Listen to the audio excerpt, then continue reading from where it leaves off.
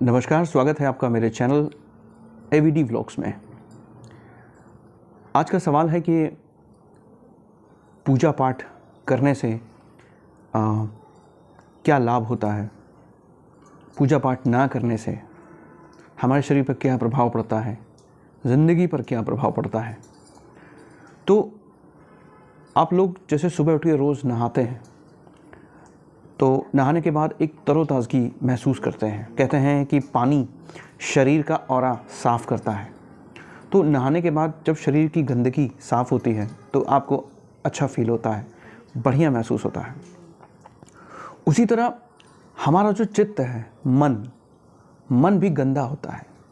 हमारे आसपास समाज में जिस तरह के लोग रह रहे हैं, जिस तरह के काम कर रहे हैं, जैसा वो सोच रहे हैं, दूसरे का बुरा करना, सफलता पाने के लिए किसी भी रास्ते को चुन लेना और नुकसान पहुंचाना लोगों को अपने फ़ायदे के लिए, तो इन सब में ना चरित्र की कमी है।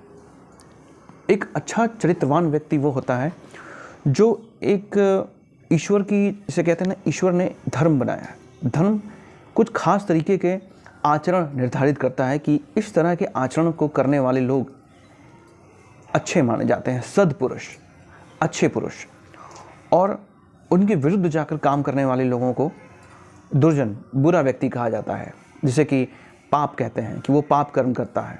इसी के आधार पर कर्म का सिद्धांत बनाया गया।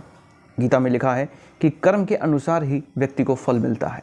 जैसा वो कर्म करता है उसी के हिसाब से उसको फल मिलता है। तो कर्म का जो सिद्धांत है उसको एक किनारे रखकर आदमी सिर्फ अपने मोह के वशीभूत होकर, जिसे कहते हैं कुछ बुराइयां जैसे लालच, मोह, काम, क्रोध, लोभ, मोह, तो इन सब भावनाओं के वशीभूत होकर उसका अपने से नियंत्रण हट जाता है। फिर वो अपने भावनाओं के नियंत्रण में आ जाता है और भावनाओं के नियंत्रण में आके वो जो काम करता है और वो अगर आचरण विरुद्ध होता है, धर्म के विरुद्ध होता है, तो वहाँ पाप कर्म होते हैं और इसके हिसाब से उसको दंड मिलता है। लोग सोचते हैं कि यार ये आदमी तो बहुत बुरे काम कर रहा है, फिर भी वो उसमें ऐश में कैसे है, वो इतने ऐश में क्यों जी रहा है। तो इसका सिद्धांत, क्योंकि हम उसको अभी देख रहे हैं, इस जन्म में देख रहे हैं, और ईश्वर उसको कई जन्मों से देख रहे हैं। पिछले जन्म में वो कुछ और था, उसने कुछ अच्छे काम किए जिसकी वजह से उसने पुण्य अर्जित किया, जिस वजह से वो अब उसका लाभ भोग रहा है।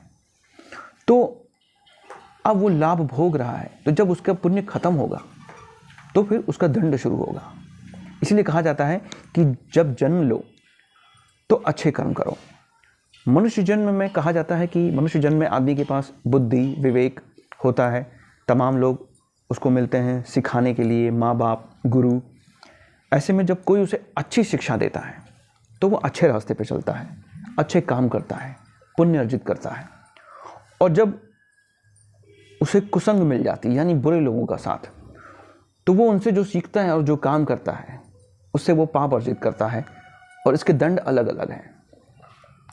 मैं यहाँ एक बात बता दूँ, कर्म के सिद्धांत में ये बहुत ही सीधा है और सटीक है। लकीर एकदम पत्थर की लकीर है ये, कि अगर बुरा कर्म किया है तो दंड मिलेगा। और भगवान जितना दयालु है उतना ही निर्दयी भी है दंड देने के मामले में, क्योंकि ये आपके कर्म के हिसाब से दंड मिलता है। तो यहाँ मैं कहता हूँ कि मन तमाम तरीके के बुराइयों की वजह से गंदा हो जाता है, तो मन को भी साफ किया जाता है। हमारा यहाँ प्रारंभ में सवाल ये था कि पूजा करने से क्या लाभ होता है, पूजा ना करने से क्या नुकसान होता है। तो जिस प्रकार हम नहाते हैं उसी प्रकार मन का स्नान भी होता है, और मन का स्नान पूजा करने से होता है। पूजा करने का मतलब ये नहीं कि आपने अगरबत्ती जला ली, भोग लगा लिया, दिया जला लिया। मतलब पूजा करने का मतलब आप अपने देवता में खो जाना, अपने देवता के ध्यान में खो जाना, समर्पित हो जाना, उनकी सर्वोच्च सत्ता को स्वीकार करके अपने को उनके अधीन कर देना। किसी भी देवता को, जिसको भी आप पसंद करते हैं, शिव जी, राम जी, हनुमान जी, माता जी, गणेश जी, जिस भी देवता को, जो भी देवता आपको अच्छे लगते हैं, आप उनका रोज़ पूजन कीजिए, उनका मंत्र पढ़िए। जो उनके मंत्र होते हैं ये उनके आह्वान मंत्र होते हैं। जब आप उनको पढ़ते हैं तो इससे वो आते हैं, आपकी पूजा को सुनते हैं। भले आप छोटी सी ही क्यों ना करें, वो सुनते हैं। पर जब किसी मंत्रों का उच्चारण बार बार कई बार होता है तो इससे आप आह्वान दे रहे हैं, मतलब आपकी मंत्रों की जो मंत्र बोलते हैं उसकी जो वाइब्रेशन होती है वो देवता तक पहुंचती है। और जब वो आपके ऊपर ध्यान देना शुरू करते हैं तो उनकी ऊर्जा आप तक पहुंचने लगती है। तो एक साइकिल बन जाती है, उनकी ऊर्जा आपके अंदर आने लगती है और फिर आपके शरीर के जो चक्र है, 7 चक्र, वो उनमें वो ऊर्जा भरने लगती है।